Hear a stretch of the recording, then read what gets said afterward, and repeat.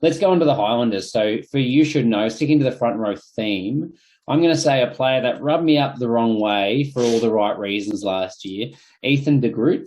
23-year-old loose head prop. I think he seemed like, to me, it seems like he came from nowhere. I didn't think I had him on my radar at all before the year. I'd written in my notes here, cocky AF, 190 centimeters, 122 kilo. I remember him talking up before he was going up against Taniela Tupou, saying he was going to like push him back and put him on his ass. And he didn't. He got monstered. But he still played a lot of games for the All Blacks this year. And he was right in amongst their best front rowers, albeit because of a few injuries. But, man, he is a very, very good young loosehead that emerged out of nowhere. Yeah, he's an exciting one for sure. Rev, who have you got for We Will Know, whatever You Should Know? They should know. This is actually really tough with this team because it's a real sort of mixed bag.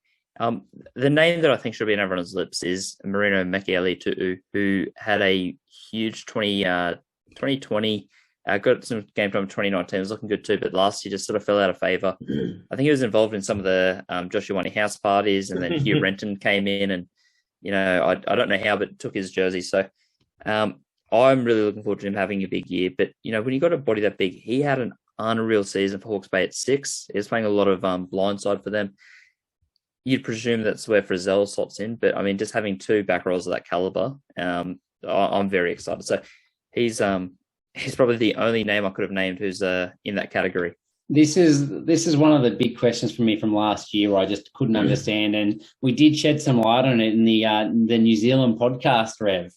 He had a season-ending stress fracture in his leg, which is the reason he didn't play. It was injury, the reason that Hugh Renton surpassed him, not because of any other logical reason. But the injury could have happened at the parties. Yeah, it definitely could have when you're fist pumping that hard. But at the same time, I agree. Mikaele-Tu'u, man, he is phenomenal. I can't wait to see him play again. Yeah, definitely. Look, we'll go into You Might Know. The first name for me is Vilamoni Corroy. So Suva born, played lots of sevens, All Black sevens. Also played age grade touch footy for New Zealand as well. He is a fullback. He would carve. Yeah, he played touch. So he's the perfect role to fill that sort of fullback, agile style 15, your D-Mac, maybe ball in hand. But he's got a lot of competition in that 15 jersey. We do hope to see him there. He can fill a 10 role as well. I don't think he's going to play either of those, to be honest. He played in number 11 in the NPC with Sammy Gilbert, who's in the same team, taking the fullback jersey. So I actually think you're going to see him contesting for a left wing spot or a utility back spot. Yeah, potentially. I mean, great utility. But yeah, he's an exciting player that he will be just creating his own gaps on the field. So that'll be exciting. Yeah. I think that's one of the interesting things with this team. Just trying to look at the best starting 15 they could name. They've got so many players that could cover wing, fullback, even in the centres. Yeah.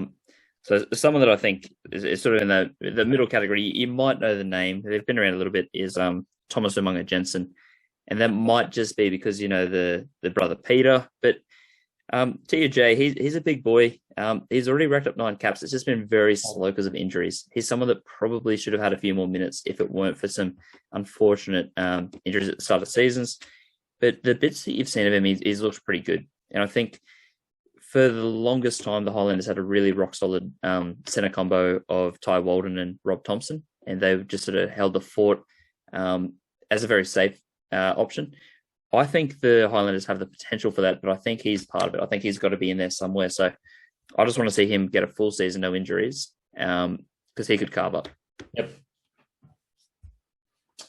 The only one I had from this category was Sam Gilbert, who I already mentioned as an option at fullback.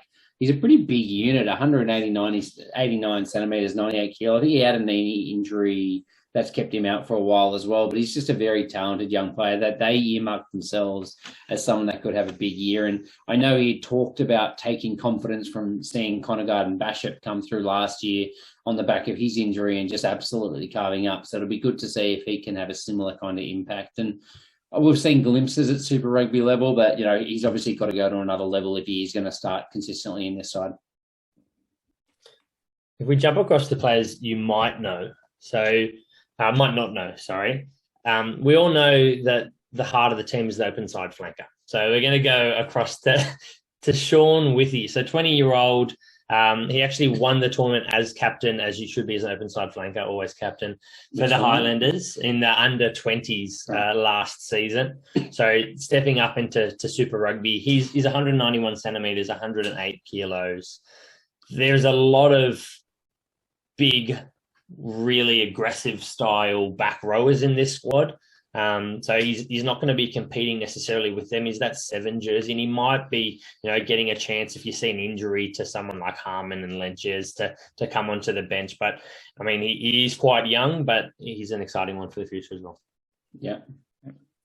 The one that I don't think people would know much about, and this is partially because he came in as injury cover, is Veronicky Tikkuva Solomone, who's just an absolute freak. So he's got the Fijian heritage, which is pretty handy for a winger just to start with. But he racked up 5 tries for Taranaki, and they're a team that just looks really good. We've already sort of spoken about Seven Para franchise, I should say. Thank you. Nearly said the wrong name. But yeah, that's just a team that just had a lot of talent and could exploit, a powerful winger. And he's someone that does fit that mold. He's not as big as some of the other options. He's a little smaller than your Garden Chops or your DeWise has come in as well, but he's someone that I think if he gets a sniff could be a real threat to that team. And they are looking for a winger to sort of step up with Jonah Naraki out. So I really hope he gets a chance. Yeah. When you're looking at his sort of footy that he's been playing in recent years. Got some Will Jordan-esque hit rates, strike rates for his try scoring. Yeah, Wanganui Premier Club Rugby season. He's got 23 tries in only 12 games. That is phenomenal. And then in 2019, 13 tries in 10 matches in his debut season for Wanganui. So one behind the national record after that. Yeah. So 23 and 12 and then almost breaks the national record. Yeah, pretty exciting. So it'll be interesting to see if he gets a crack.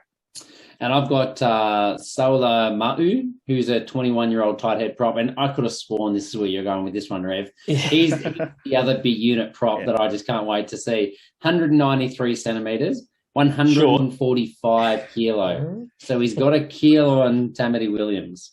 His competition is Josh Honeck, Jermaine Ainsley, and Jeff Thwaites. Now, they're all reasonably good props and they're all pretty experienced, but none of them are setting the world alight that he couldn't actually push past as he develops. And yes, he's only 21 years old. He's had a few injuries in the last couple of years, but man, he is an exciting prospect, another very, very big body. And the way this game is going at the moment, it's a power game, and you just want a whole front row of 140 kilo, 190 centimetre plus. Imagine players. that. Imagine you've got him and like Tamati Williams as your 2 props. Dead set. Far out. It's ridiculous. Yeah.